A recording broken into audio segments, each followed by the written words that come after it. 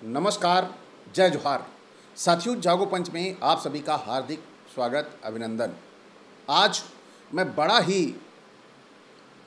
बेहतरीन, संवेदनशील और समाज की आंखें खोल देने वाला वीडियो आपके सामने लाने जा रहा हूं। आप सभी अंत तक वीडियो में बने रहें और देखिए कि कैसे हम जो जातियां छोटी बताई गई थी, नीची बताई गई थी, उनके जन्म के बारे में,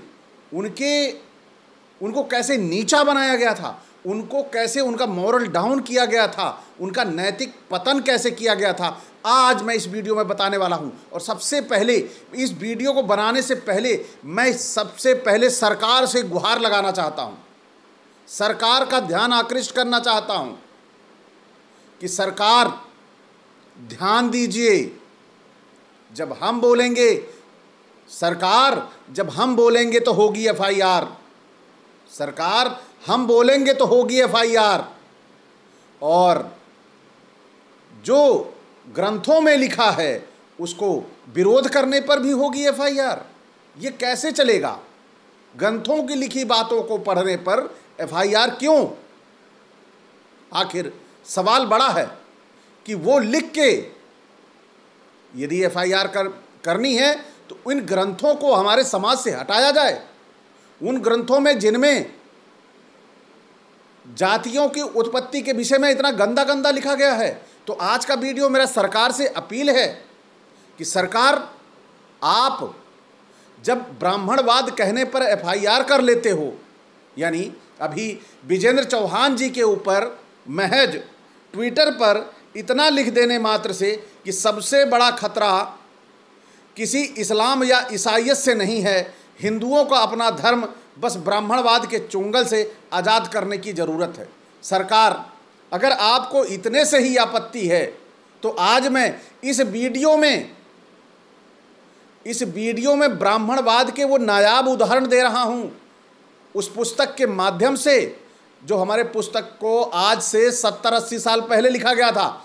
तो सरकार, ये तो छोटा उदाहरण है, मैं इससे बड़े भी उदाहरण आपके सामने प्रस्तुत करूंगा। लेकिन आपको जो एफआईआर आपने विजेंद्र चौहान पे महज इतना कहने के लिए कर दी है, तो सबसे पहले आपको इन सारे ग्रंथों को हटाना होगा जो ग्रंथ हमारे समाज में सभी जातियों को नीचा दिखाने का काम कर रहे हैं। तो मैं आज आपका ध्यान सरकार केवल एक ही जाति पर लाऊंगा कि आखिर ब्राह्मणवाद से खतरा क्यों है।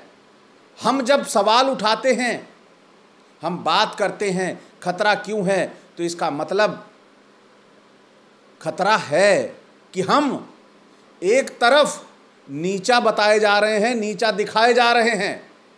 आप तो सरकार हैं, बस आदेश हुआ कि नहीं ये खतरा है। अरे खतरा महसूस हो तो उस पर ढूंढना चाहिए, रिसर्च होना चाहिए, आखिर खतरा क्यों है। आज हम पढ़े लिखे हैं, हमारा स्वाभिमान जगा है, और जब स्वाभिमान जगा है तो कोई हमें कह देगा कि हम पूर्व में ऐसे ऐसे गंदे गंदे तरीकों से पैदा हुए हैं, हम ऐसे ग्रंथों को मान लेंगे कि लिखने वाला एक ही जाति का हो। तो इसी संदर्भ में आज का वीडियो है। सबसे पहले मैं आज कायस्थ की बात करूंगा कि कायस्थ जाति के लिए और अन्य जातियों के लिए कैसे यहाँ पर दिखाया गया है। और हम बात करते हैं ब्राह्मणवाद की, तो ब्राह्मणवाद कैसे समाज के लिए घातक है। सरकार, ये आपको सुनना होगा और देखना होगा, समझना होगा, और उन ग्रंथों पर प्रतिबंध लगाना होगा।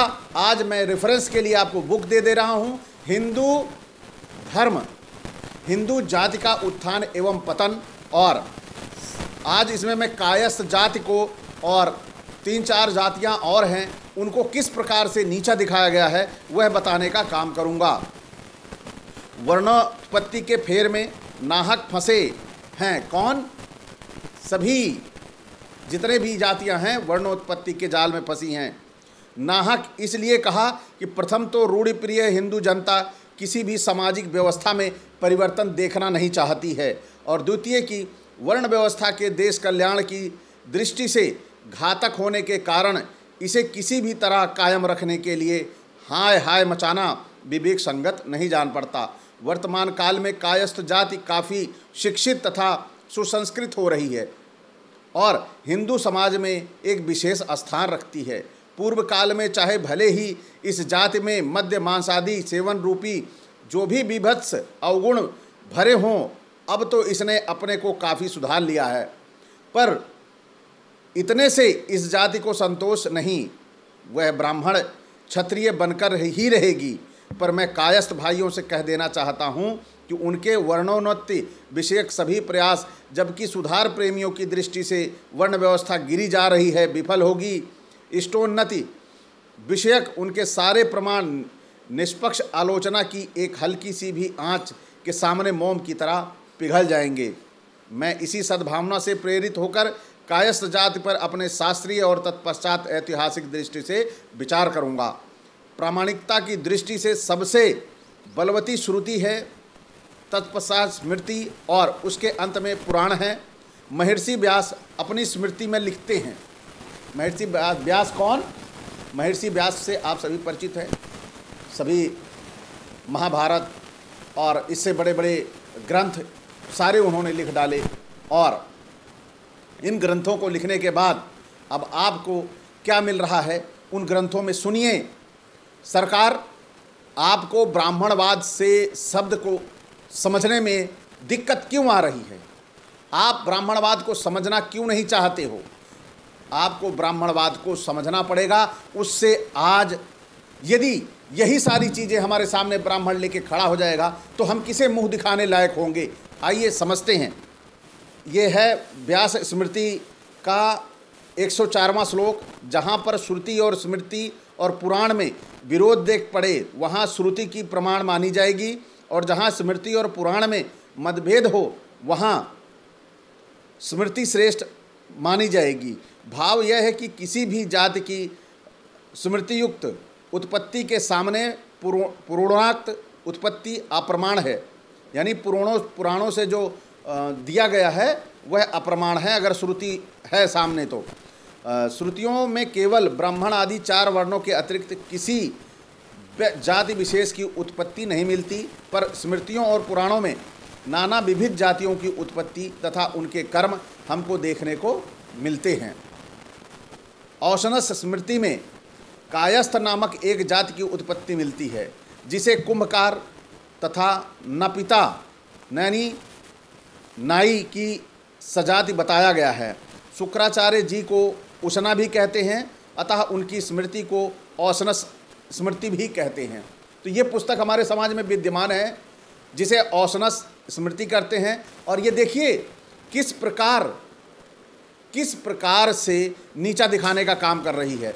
ब्राह्मण के द्वारा वैश्या स्त्री में चोरी से अर्थात जार कर्म द्वारा कुम्हार उत्पन्न होता है। वह मिट्टी के बर्तन आदि बनाकर अपनी जीविका करे, अथवा इस प्रकार क्षीर कर्म करने वाला नाई उत्पन्न होता है। वह अपने को कायस्थ कहकर कायस्थ की जीविका करता हुआ इधर उधर भ्रमण करे। काग से चंचलता, यमराज से क्रूरता, थवई से काटना, इस प्रकार काक, यम और स्थापित इन 3 शब्दों के आद्य अक्षर लेकर कायस्थ शब्द की बनावट कही गई है, जो उक्त तीनों दोषों के द्योतक हैं। उक्त श्लोकों से स्पष्ट है कि शुक्राचार्य कुम्हार, नाई तथा कायस्थ की उत्पत्ति एक की प्रकार से मानते हैं, अथवा यूँ कहिए एक ही जाति के व्यक्तियों के ये जीविकानुसार 3 नाम हैं। व्यास स्मृति अध्याय 1 श्लोक 11-12 में कायस्थ नामक जाति को अंत्यजों तथा गोमांस भक्षियों में परिणित किया गया है। कहाँ पे? व्यास स्मृति में क्या लिखा गया है? अब वो मैं श्लोक आपको स्किप कर रहा हूँ, हिंदी बता रहा हूँ। बनिए किरात, कायस्थ, माली, मसफोड़, त्यरमार, कंजर, चंडाल, बारी, भंगी, कोल, ये सब अंत्यज कहे गए हैं। इनसे और दूसरे गोमांस भक्षियों से बात करने पर, स्नान करने से और इनको देखने पर सूर्य का दर्शन करने से दोष दूर होता है। महर्षि याज्ञवल्क्य ने कायस्थों को चोर डाकुओं से भी अधिक खतरनाक बताया।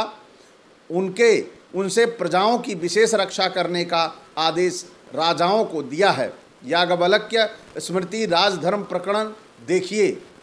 अब यहाँ देखिए, याज्ञवल्क्य स्मृति में राजधर्म प्रकरण का भी श्लोक दिया है। राजा को मैं डिस्क्रिप्शन में ये सारे श्लोक दे दूंगा और पुस्तक का नाम भी रहेगा।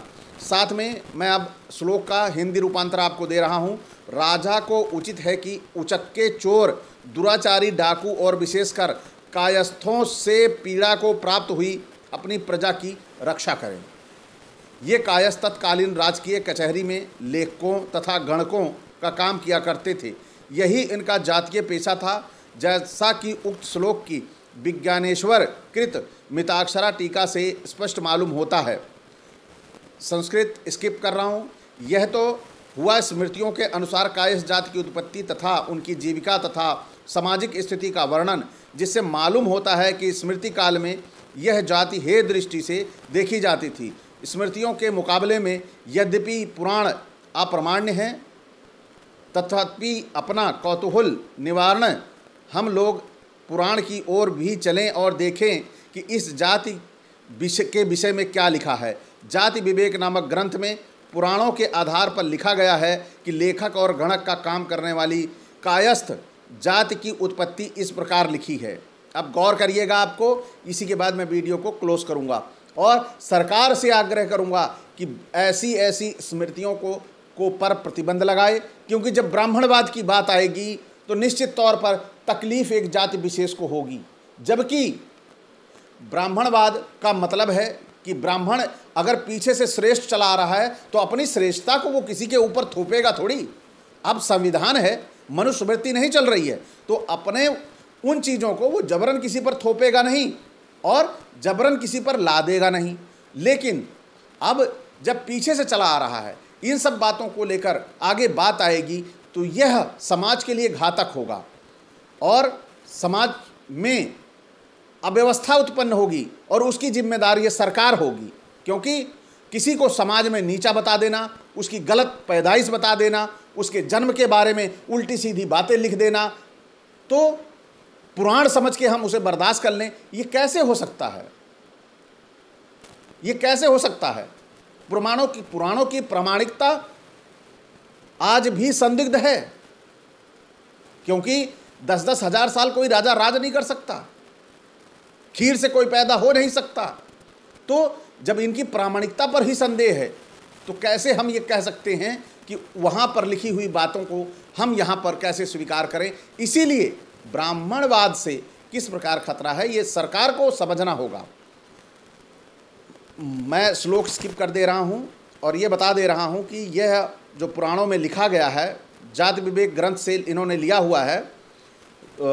माहिष्य की स्त्री में वैदेह से जो पुत्र उत्पन्न होता है वह कायस्थ कहलाता है। उसका कर्म कहते हैं वह देश की लिपियों को सीख कर लिखने का अभ्यास करे।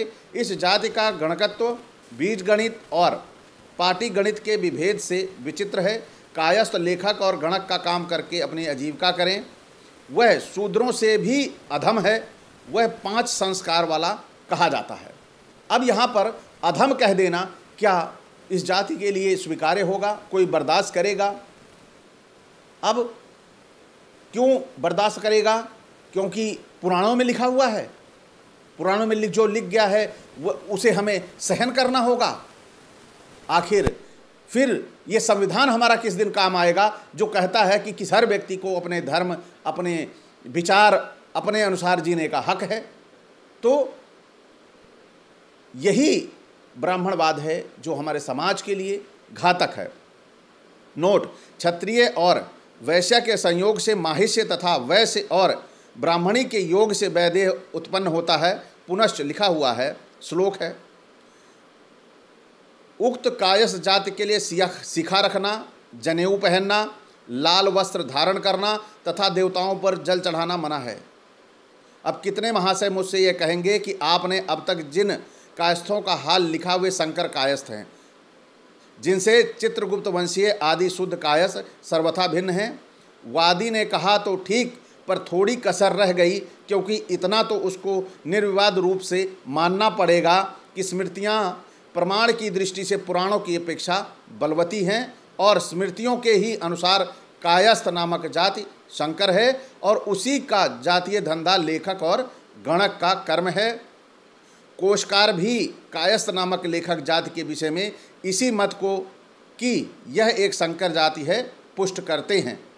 सुप्रसिद्ध कोशकार श्री आपटे जी अपनी संस्कृत अंग्रेजी कोश में कायस्थ शब्द का अर्थ करते हुए लिखते हैं, the writer caste proceeding from a father and a shudra mother, अर्थात लेखक जाति जो क्षत्रिय पिता और शूद्र माता से उत्पन्न है, अतः स्मृतियों में के सामने पुराण अमान्य है। तो साथियों, आप सभी ने सुना कि अभी तो इसमें 2-3 जातियों को कवर्ड किया है, उन्हें नीचा दिखाने में, उन्हें किस तरह से नीचा बताया गया है।